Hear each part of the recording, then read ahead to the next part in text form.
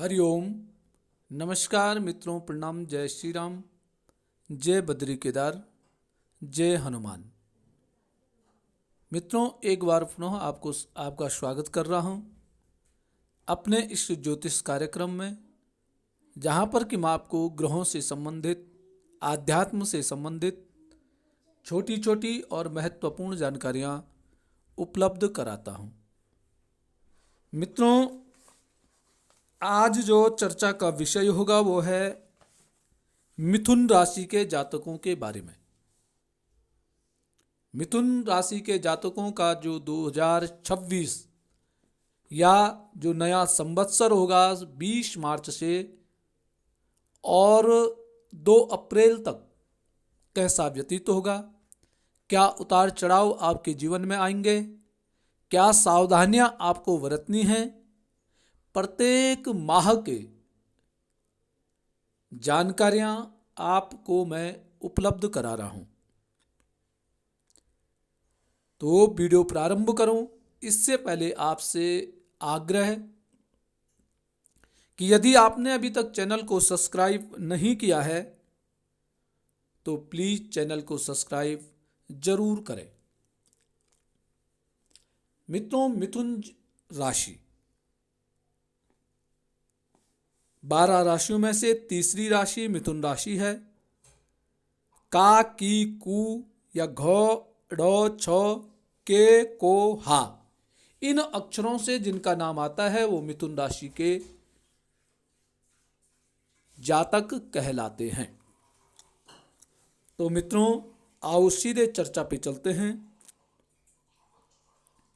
मिथुन राशि के जो जातक हैं उनके लिए यह वर्ष सुखदायी रहेगा, अच्छा व्यतीत होने वाला है। मिथुन राशि के जातकों के लिए नया संवत्सर,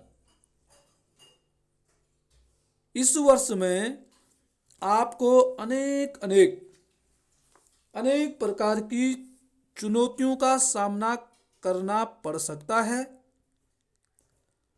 परंतु चुनौतियों से आप पार पाएंगे। चुनौतियों पे आप विजय की प्राप्ति कर सकते हैं। हाथ आए जो अवसर आपके पास होंगे, आपके पास जो अवसर आएंगे, स्वयं की यदि लापरवाही हुई या स्वयं की लापरवाही के कारण वह कोई लाभ नहीं दे पाएंगे, अर्थात कोई अवसर आपके जीवन में आते हैं, कोई लाभ के अवसर यदि आते हैं तो इसमें आपको लापरवाही नहीं करनी है, अन्यथा आपको इसमें नुकसान उठाना पड़ सकता है। भाग्य के और भाग्य में अच्छे अवसरों की प्रचुरता रहेगी, अर्थात भाग्य आपका साथ देगा, किंतु आपकी जो सजगता है, आप यदि चतुराई रहें, आलस्य रहित रहें, तब ही आपको लाभ दिला सकती हैं।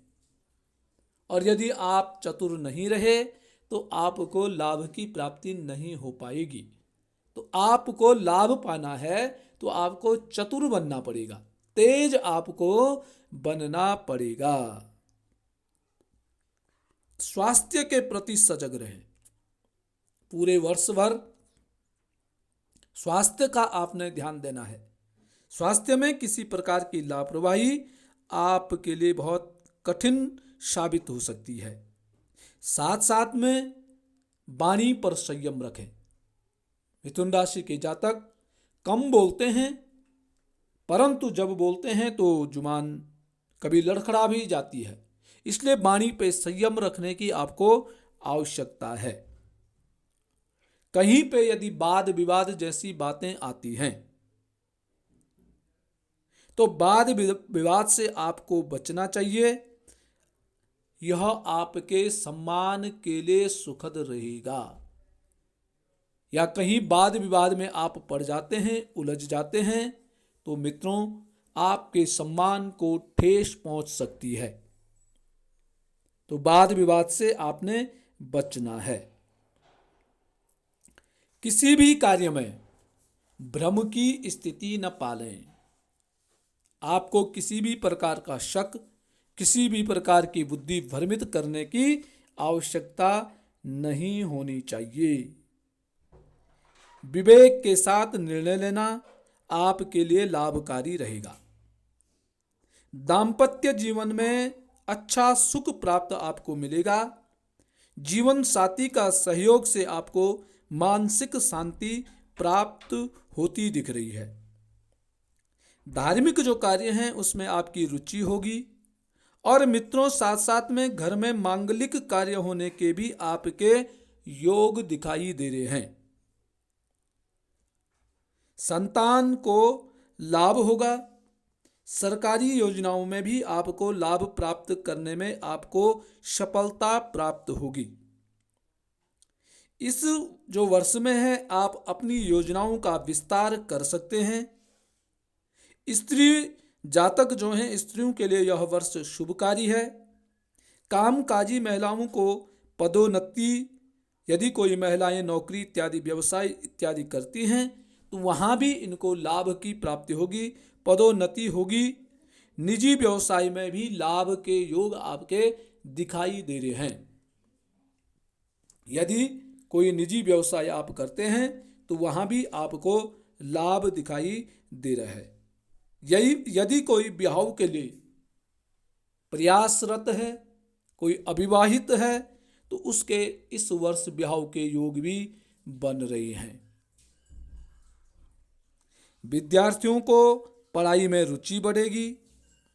प्रतियोगी जो परीक्षा है उसमें यदि थोड़ा सा मेहनत अधिक करें तो आपको सफलता भी प्राप्त होगी।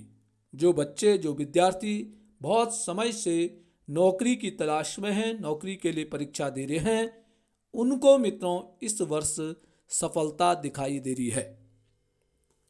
अब वर्ष आरंभ से अर्थात 20 मार्च से और 10 अप्रैल के बीच में आपको स्वास्थ्य के प्रति सजग रहने की आवश्यकता है।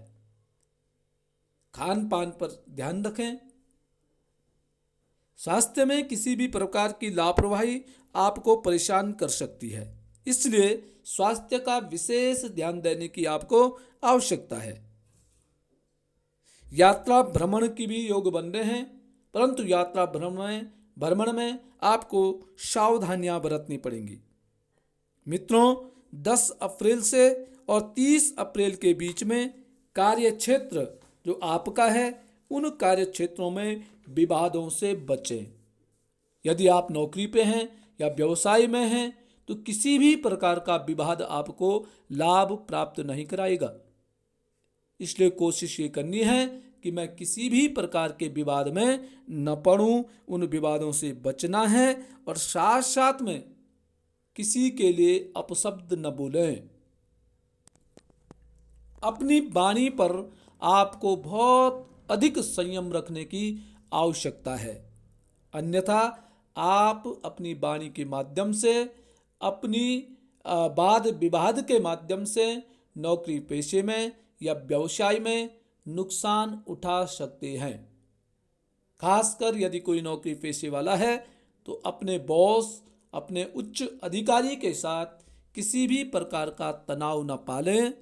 किसी भी प्रकार का वाद विवाद अपने उच्च अधिकारी के साथ नहीं करें, अन्यथा आपको नुकसान भी हो सकता है। 30 अप्रैल से और 29 मई के बीच, इस बीच मित्रों बाहरी संपर्कों से आपको लाभ की प्राप्ति होगी। जो कार्य आप कर रहे हैं उसके साथ साथ कोई अन्य भी यदि आप कार्य करते हैं तो उसमें आपको लाभ दिखाई दे रहा है। साथ में यात्रा भ्रमण के भी योग दिखाई दे रहे हैं। हो सकता आप कहीं यात्रा पे भी जा सकते हैं। नवीन योजनाओं पर भी आपका कार्य हो सकता है। किसी नई योजना यदि आप बना रहे हैं, व्यवसाय में, नौकरी में या किसी अन्य चीज में भी, यह समय आपके लिए उचित है। इस समय आपको करना चाहिए। उसी के साथ मित्रों धन लाभ के भी आपके योग इस समय दिखाई दे रहे हैं। आपको धन संबंधित लाभ की प्राप्ति भी इस समय हो सकती है। इसलिए आपको धन संबंधित प्रयास करने चाहिए। 29 मई से और 7 जुलाई के बीच में मित्रों आपको यश की प्राप्ति होगी। आप यश प्राप्त करेंगे। रुके हुए जो कार्य आपके हैं, बहुत समय से जो कार्य रुके हैं, उन रुके हुए कार्यों में आपको सफलता की प्राप्ति हो सकती है। साथ साथ में मित्रों सुखद समाचार भी आपको मिलेंगे। जो नई योजनाओं पे आप कार्य कर रहे हैं उनमें भी आपको लाभ की प्राप्ति हो सकती है। तो मित्रों यदि इस समय पे 29 मई से 7 जुलाई के बीच आप कोई भी कार्य करते हैं तो उन कार्यों में आपको सफलता की प्राप्ति हो सकती है। मन से, परिश्रम से, आलस्य रहित होकर के इस समय जरूर कोई कार्य करें जिससे कि आपको सफलता की प्राप्ति हो सके। मित्रों 7 जुलाई से और 22 अगस्त के बीच में पुनः ये अच्छा आपका समय व्यतीत होगा। आपको पुनः धन लाभ की प्राप्ति होगी। धन आपको लाभ की प्राप्ति होगी। साथ साथ में परिवार की वृद्धि भी आपकी होनी दिख रही है। नए संसाधनों की प्राप्ति भी आपको होगी। नए पारिवारिक संबंधों के बनने के योग हैं। अर्थात आपके बच्चे जवान हैं, विवाह करने के लिए हैं, तो आपके वैवाहिक संबंध बन सकते हैं। अर्थात आपके घर के सदस्यों की वृद्धि भी इस वर्ष होने के चांस दिखाई दे रहे हैं। मित्रों 22 अगस्त से और 16 सितंबर के बीच में यह भी आपके लिए समय उत्तम समय है। अपने भाई बंधुओं से के सहयोग से आपके कार्य सिद्ध हो सकते हैं। अर्थात भाई बहनों का आपको भरपूर सहयोग प्राप्त होगा। साथ साथ में मित्रों, आपके जो मित्र हैं उन मित्रों के माध्यम से भी आपको लाभ की प्राप्ति दिख रही है। मित्रों का आप सहयोग लें, भाई बहनों का आप सहयोग इस समय ले सकते हैं। आपके माता पिता से भी आपको लाभ की प्राप्ति होगी।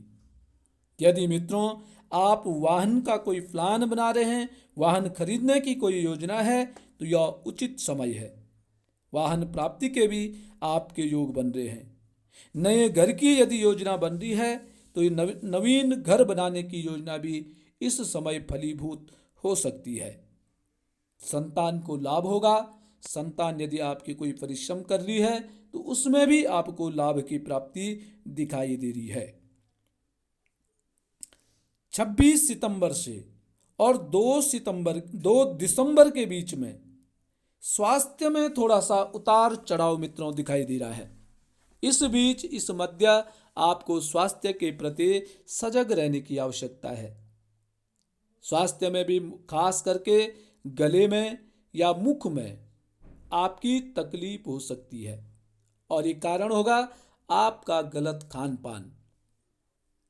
यदि आपने इस बीच में खान पान पर लापरवाही की, संयम नहीं बरता, तो आपको गले से संबंधित और मुख से संबंधित रोग हो सकते हैं जो कि बहुत आपको परेशान भी कर सकता है। गलत खान पान से विकार की उत्पत्ति होगी। स्वास्थ्य पर खर्चे के भी योग बन रहे हैं। स्वास्थ्य पर पैसा खर्चा होता हुआ दिखाई दे रहा है।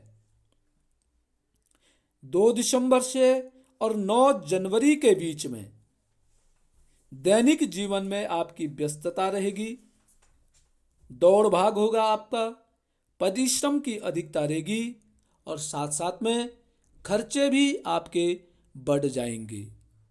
दौड़ धूप अधिक होगी, बहुत परिश्रम आपको करना पड़ेगा इस टाइम पे। 2 जनवरी से और 23 फरवरी के बीच में फिर स्वास्थ्य में उतार चढ़ाव दिखाई दे रहा है। फिर दौड़ भाग आपकी बहुत अधिक होगी। यात्रा भ्रमण के भी आपके योग बन रहे हैं और साथ साथ में मित्रों धार्मिक कार्यों में भी आपकी सहभागिता बनती हुई दिखाई दे रही है। परंतु मित्रों से आपका पुनः लाभ की प्राप्ति होगी। मित्रों का सहयोग आपके लिए लाभप्रद होगा। मित्रों से आप उन्नति कर सकते हैं। और 23 फरवरी से 2 अप्रैल तक अर्थात साल के अंत तक पुनः आपका अच्छा समय व्यतीत होने वाला है। धन लाभ के आपके योग बन रहे हैं। अच्छे अवसरों की आपको प्राप्ति होगी। और यदि आप बहुत समय से बाहर जाने की सोच रहे हैं अर्थात विदेश यात्रा करना चाहते हैं तो वहां भी आपको लाभ की प्राप्ति दिखाई दे रही है। तो मित्रों, ये मिथुन राशि के पूरे साल भर का 20 मार्च से और 2 अप्रैल तक का राशिफल था।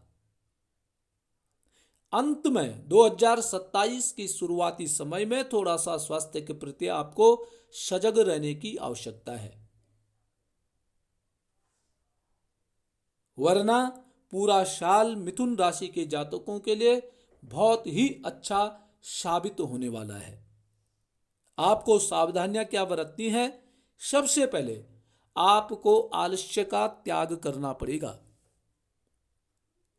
किसी भी कार्य में आपको लापरवाही यदि आप करते हैं तो आपको नुकसान उठाना पड़ सकता है, आपको नुकसान हो सकता है। तो मिथुन राशि के जातकों के लिए, वैसे भी मिथुन राशि के जो जातक होते हैं उनमें आलस्य होता ही है।